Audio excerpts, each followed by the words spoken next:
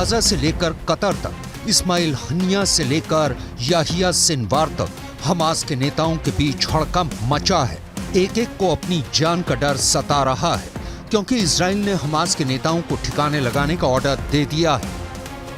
Israel के प्रधानमंत्री Benjamin Netanyahu पिछले हफ्ते ही पूरी दुनिया के सामने ताल ठोक कर कह चुके हैं कि उन्होंने अपनी इंटेलिजेंस एजेंसी मोसाद को लिख कर दे दिया है कि हमास का एक भी नेता जिंदा नहीं बचना चाहिए, फिर चाहे वो गाजा में हो या गाजा के बाहर। हमास के नेता दुनिया के किसी भी कोने में छिपे हों, अब मारे जाएंगे।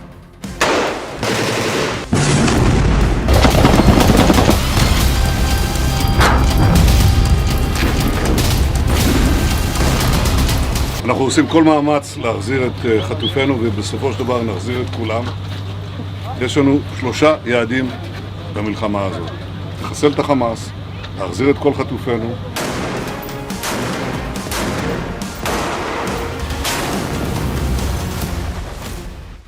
ऊपर से इस बीच मोसाद के हेड कतर पहुंच गए। वो कतर जहां हमास का सबसे बड़ा नेता इस्माइल हनिया बैठा है, वहां मोसाद के चीफ ने कतर के पीएम से भी मुलाकात की। मोसाद की चीफ के कतर दौरे ने हमास के रोंगटे खड़े कर दिए हैं, क्योंकि इजराइल के सबसे बड़े दुश्मन हमास को हलाल करने का ये सबसे बड़ा जिम्मा सौंपा गया है इजराइल की खुफिया एजेंसी मोसाद को। वो मोसाद जिसके जासूस इजराइल के दुश्मन को पाताल से भी ढूंढ निकालते हैं।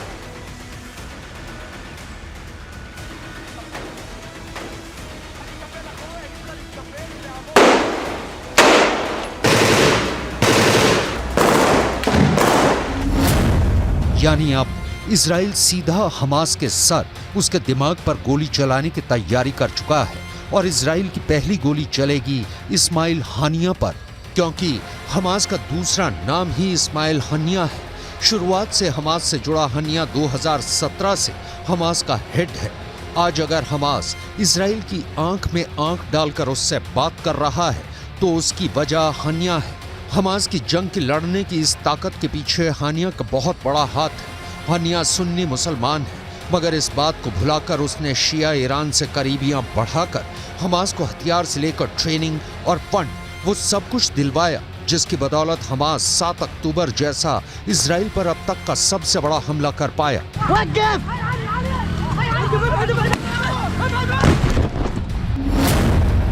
हमास की हर चाल के पीछे हानिया का दिमाग होता है, इसलिए हानिया खत्म तो हमास खत्म।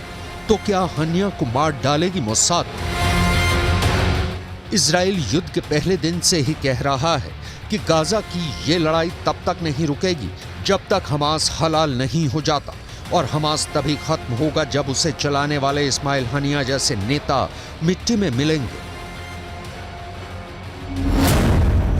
लेकिन इस्माइल हनिया पिछले कुछ साल से इजराइल से मीलों दूर पश्चिम एशिया के देश कतर में बैठा है।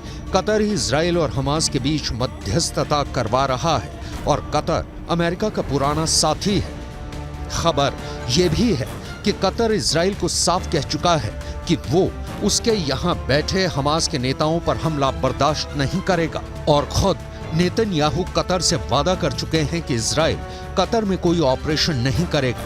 मगर अपने दुश्मनों के आगे इजराइल को कुछ नजर नहीं आता, तभी तो उसने हमास के नेताओं को ठिकाने लगाने के लिए मोसाद जैसी अपनी एजेंसी को जिम्मा सौंपा। इसी बात से साफ है कि इजराइल के इरादे खूंखार है। मोसाद इजराइल के दुश्मनों को मौत के घाट उतारने के लिए पूरी दुनिया में बदनाम है। मोसाद इतने खुफिया तरीके से अपने ऑपरेशन चलाती है कि किसी को कानो कान खबर नहीं लगती। मोसाद के जासूस दूसरे देशों में घुसकर इजराइल के दुश्मनों को मौत के घाट उतारकर गायब हो जाते हैं, और उन देशों की खुफिया एजेंसियों तक को भनक नहीं लगती। मोसाद के जासूस अपने पीछे एक सुराग नहीं छोड़ते, तभी तो उनके ऑपरेशन साबित नहीं हो पाते। मोसाद को जो जानता है वो उसके मर्डर वाले ऑपरेशन से भी अच्छी तरह से वाकिफ है। नेतन्याहू को इसीलिए मोसाद पर पूरा भरोसा है। 2010 में मोसाद ने दुबई के एक होटल में हमास के नेता की हत्या कर दी थी। 2018 में मोसाद ने मलेशिया में फिलिस्तीन के एक वैज्ञानिक को मौत के घाट उतार दिया था। और तो और 1972 के ओलंपिक्स में अपने एथलीटों की हत्या का बदला लेने के लिए मोसाद ने पश्चिम एशिया से लेकर यूरोप तक कसूरवार फिलिस्तीनी संगठन के नेताओं को चुन चुन कर मार गिराया। ये तो ऐसा कांड है जिस पर हॉलीवुड के निर्देशक स्टीवन स्पीलबर्ग 2005 में फिल्म तक बना चुके हैं। इजराइल के दुश्मनों को चुपके से मौत के घाट उतारने के लिए मोसाद की एक खास यूनिट काम करती है। उसके जासूसों को हथियार से भी जान लेना सिखाया जाता है और हथियारों के बिना भी उन्हें बिजली की रफ्तार से इतनी तेज कार और मोटरसाइकिल चलाने की ट्रेनिंग दी जाती है कि अपने काम को अंजाम देने के बाद वो छू मंतर हो जाते हैं।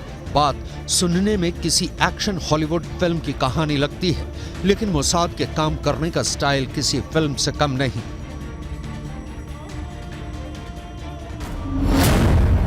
2018 में मोसाद के जासूसों ने मोटरसाइकिल का इस्तेमाल करके ही मलेशिया में फिलिस्तीन के वैज्ञानिक की हत्या की थी। ऐसा भी नहीं है कि अपने ऑपरेशन को अंजाम देने में मोसाद ने ये महारत अब जाकर हासिल की है। मोसाद शुरुआत से ही बड़े बड़े खुफिया हत्याकांड करता रहा है।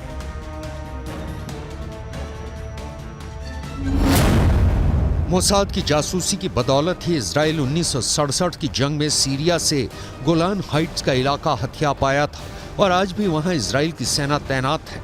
तब मोसाद ने एली कोहेन नाम के अपने जासूस को सीरिया भेजा था। उस जासूस ने सीरिया की सत्ता में बैठे बड़े बड़े नेताओं से सीरिया की सेना के ऐसे राज उगलवाए कि सीरिया को गोलान हाइट्स गंवाना पड़ा था।